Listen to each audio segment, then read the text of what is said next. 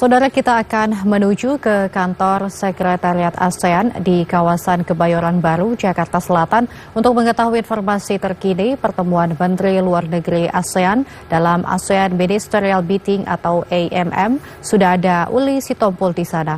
Uli, selamat siang. Apa saja yang dibahas dalam pertemuan tingkat Menteri Luar Negeri ASEAN hari ini?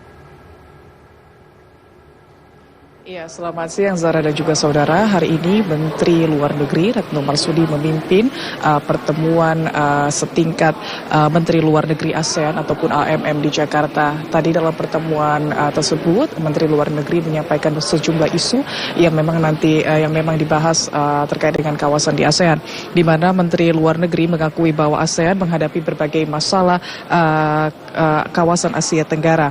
Ia menegaskan bahwa masalah-masalah tersebut tidak boleh menghalangi upaya ASEAN untuk membangun perdamaian dan stabilitas di kawasan ASEAN.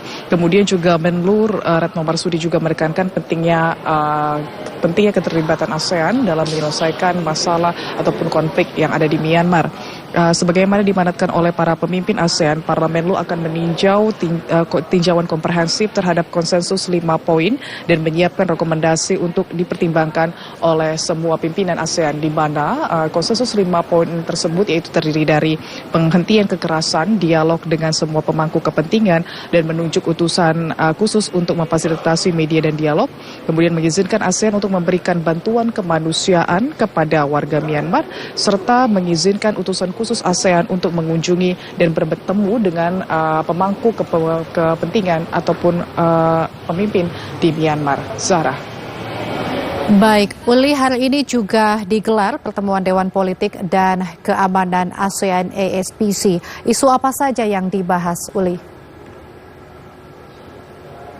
Iya, tadi juga digelar pertemuan Dewan Politik dan Keamanan ASEAN ataupun SPC yang dipimpin oleh Menteri Koordinator Bidang Politik, Hukum dan Keamanan Mahfud MD, di mana Menko Polhukam sendiri dalam pertemuan itu menyatakan bahwa saat ini ASEAN terus menghadapi ketidakpastian dan juga kekuatan komunitas ASEAN sedang ditantang oleh krisis demi krisis.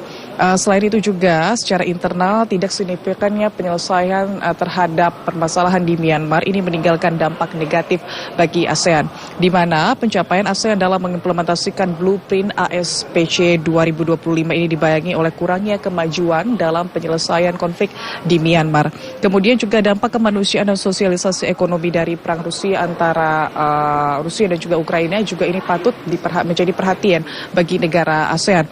Kemudian juga pada bulan Mei lalu, para pemimpin ASEAN telah mengadopsi deklarasi pemberantasan perdagangan manusia ataupun TIP yang disebabkan oleh penyalahgunaan teknologi, di mana Menko Polhukam juga menyatakan ASEAN perlu memastikan pencegahan, penuntutan terhadap pelaku dan juga perlindungan korban perdagangan manusia.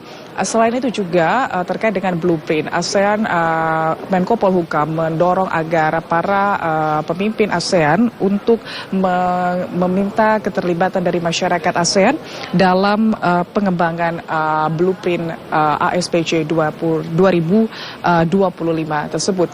Demikian informasi yang dapat kami sampaikan. Kita kembali ke Anda, Zahra. Terima kasih Uli Sitompul melaporkan langsung dari kantor Sekretariat ASEAN Jakarta. Selamat siang, Uli.